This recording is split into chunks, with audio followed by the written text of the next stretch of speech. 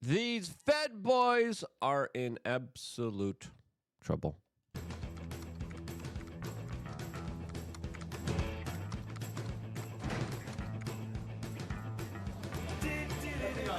FBI! Everybody sit down, put your hands like Jail for all of them. This, as we might have just had a bigger disclosure than the JFK documents that are soon about to drop through, of course, the Trump administration. As I'm here patiently waiting, being like, hey, is this even going to be something? As already we have people that have come forward, and we are going to go down the pathway of a lot of really old conspiracy lore surrounding JFK and the larger assassination plot against him that absolutely involved the mafia and the U.S. government, as there is an overwhelming amount of circumstantial evidence now highlighting how America's own government, the intel agencies, played a major, key, crucial role with a lot of people that in their later years on their deathbeds confessed to this larger, heinous crime of rogue elements within the U.S. government that literally took the lives of presidents. This is big, and it ties into, of course, what happened to Donald Trump not so long ago in Butler, Pennsylvania, when some assassins were trying to take his life. Luckily, they were not successful, and now Donald Trump is on a rampage trying to find out what actually happened here, as now we got this extremely eye-opening article from The Times that literally says, I killed JFK.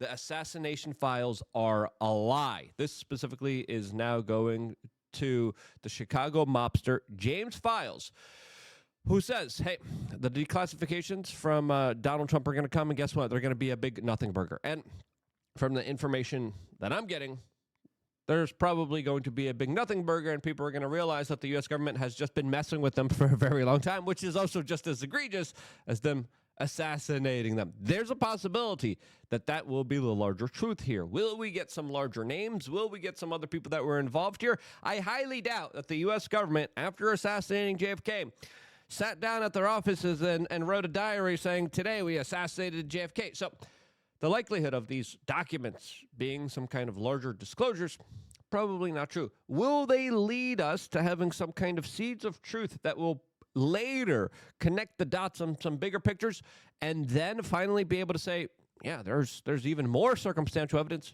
Yes, I think that's the larger possibility here, as this article here now highlights the larger possibility of what I've been warning about, as this old Chicago mobster, James Files, has been saying this for quite a while. He has come out and is saying he's the one who took the shot that took the life of JFK.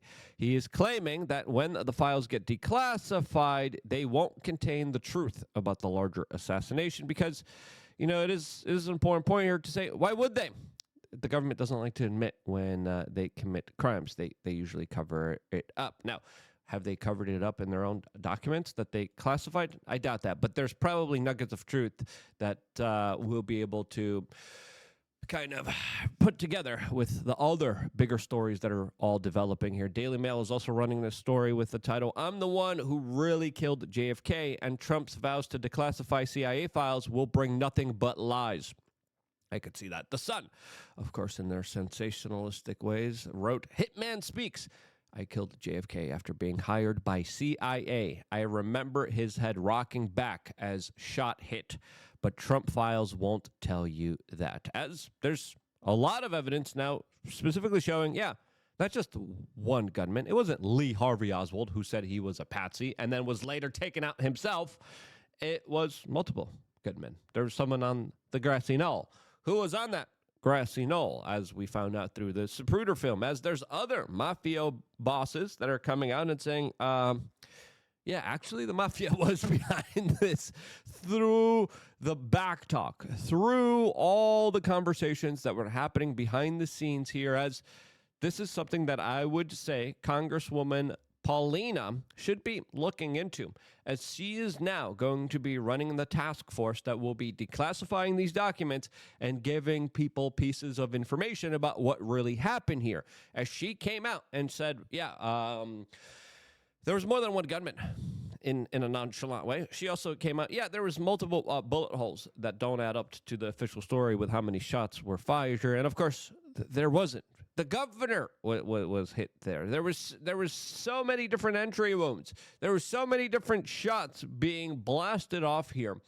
And I think what the Congresswoman is doing is already starting off in a good way by bringing us a lot of the bigger stories here before it actually is maybe released. Now, she has said that the documents haven't been released yet, that she hasn't read the documents herself yet. Now, what are we waiting for? As we've been waiting for an extremely long time, decades.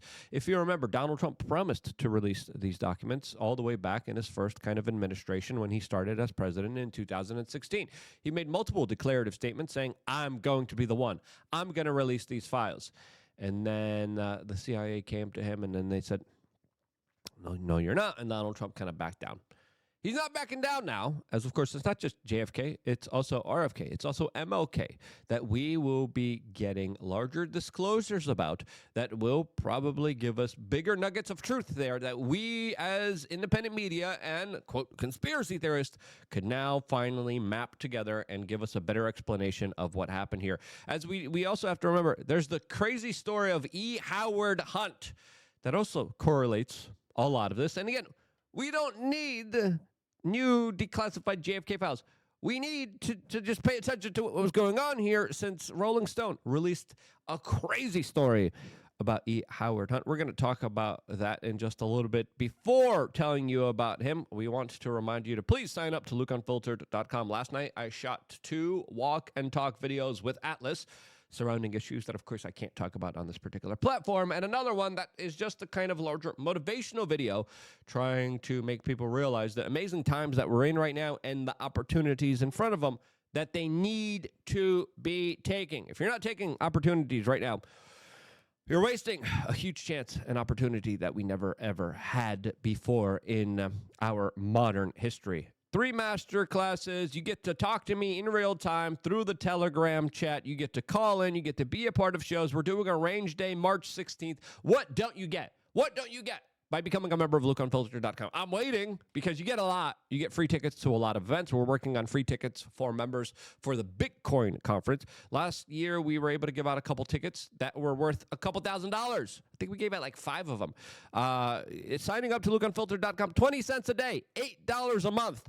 And you signed up, and then you just got a couple $1,000 tickets there to the Bitcoin? Yes, you did. So that's what you get. LukeUnfiltered.com. It's common sense. Sign up right now. Click the link in the description, and I will see you there with 2 special broadcasts right after this one just for you as members with content and information that you can't get anywhere else. Now, let's continue connecting the dots here on E. Howard Hunt. As Rolling Stone wrote a very interesting article here about this entire saga, specifically talking to his son, also here in Miami, by the way, that described a situation where E. Howard Hunt was essentially on his deathbed, riddled with cancers. And in his fleeting last moments, this man, who was also a part of overthrowing a lot of Latin American governments, who was also a part of taking out Che Guevara, this man came out and said, yeah, I was the CIA agent that was charged with helping orchestrate the assassination of JFK. In his final days, talking to his son, St. John, he said he was involved in the assassination, and he named a lot of other participants, including Frank Sturgis, David Morales, David Phillip, Antonio Vecina, William Harvey, and Cord Mayer, all of whom were suspected in the assassination for some time and worked closely together in anti-Castro operations, highlighting once again this larger kind of Bay of Pigs debacle to the CIA that created a lot of this big movement against JFK. Now, there's a lot of people, a lot of special interest groups, a lot of foreign countries, banks, and private interests and mafiosos that were all mad at JFK here, as what we saw here was probably a big organization that was working with a few assassins that took the life of the President of the United States, all with the stamp of approval of the CIA that used its connections with the corporate media in order to perpetrate this larger lie and to run this assassination operation that overthrew the most powerful seat at the federal government. A coup d'etat from within that allowed it to do whatever it wanted. If you remember, Operation Northwoods was literally given to JFK, and they said, look, we're going to remote control planes, we're going to crash them, we're going to create terrorism, we're going to kill American lives, but guess what? It's going to be cool because we're going to get to kill more lives in Cuba. We're going to do a false flag operation. This was the Joint Chief of Staff. Okay? They wrote up the plan. JFK's like, this is crazy. These people are nuts. Boom, boom, boom. Bah, bah, bah, bah, bah, bah. Took him out. Took him out. Multiple shots. No way it was just Lee Harvey Oswald. No frickin' way. And if there's people telling you that it is, they're either low IQ or just probably a part of the CIA still continuing to cover up the larger, bigger story here that I think absolutely deserves to be told here. So connecting the dots, more important than ever. Now, whether you believe this kind of mafioso guy or this other kind of deathbed confession, it's not the only one. As, of course, there's multiple ones. There's another Frenchman claiming that he was also a part of the assassination on JFK, as he also confined to his cousin on his deathbed as well. You know, a lot of people do this because that's when they kind of understand, like, hey, I better make right with my maker. I better speak the truth. I better try to fix the wrongs that I did in my life. As that's a very big wrong. Taking out the President of the United States is a very big wrong. And this Frenchman that was known as Frenchie was also in Dallas on November 22nd, 1963, as his name was Poogie Bit. Sorry, I can't pronounce names. His grandson made a fortune in Mexico. He was son of a tobacco magnate. And this businessman, who had 6 children, married 2 times, collaborated also with the Germans. And again, the Express here writes a very detailed kind of story about his life, his family's life, and his larger kind of involvement here in what has taken place in the 1960s. Again, we're talking about 1963. We're talking about something that we should already have full disclosure on, that we should have answers to, that we should have some kind of larger explanation other than, oh, this guy just went crazy and then he just got taken out too and, you know, whatever. No.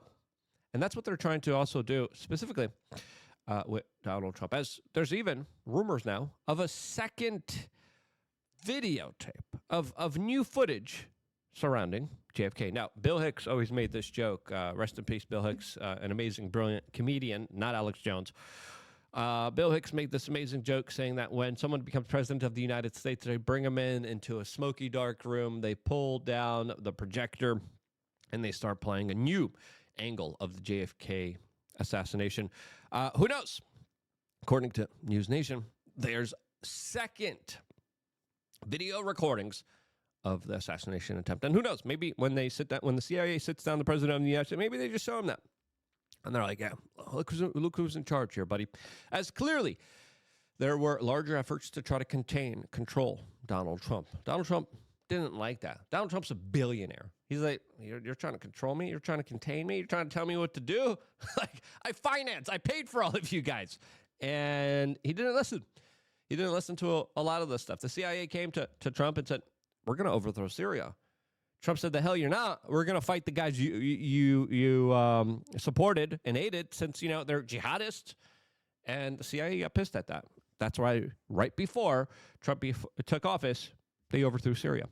A lot of this stuff is calculated. A lot of this is kind of very reminiscent to what happened to JFK, as I still claim the people who tried to take Donald Trump's life are still at large. The people who tried to assassinate him are still at large, and I think Donald Trump understands that.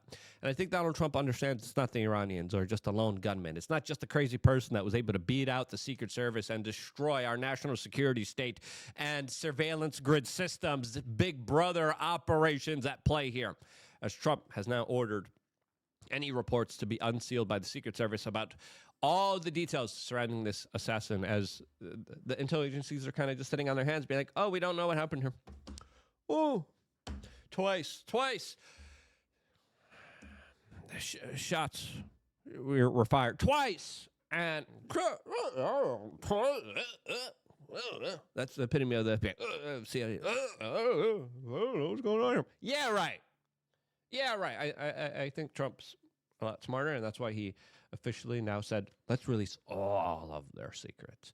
I think Ratcliffe already had a good start at the CIA, the new CIA director. He released a very important letter in the beginning.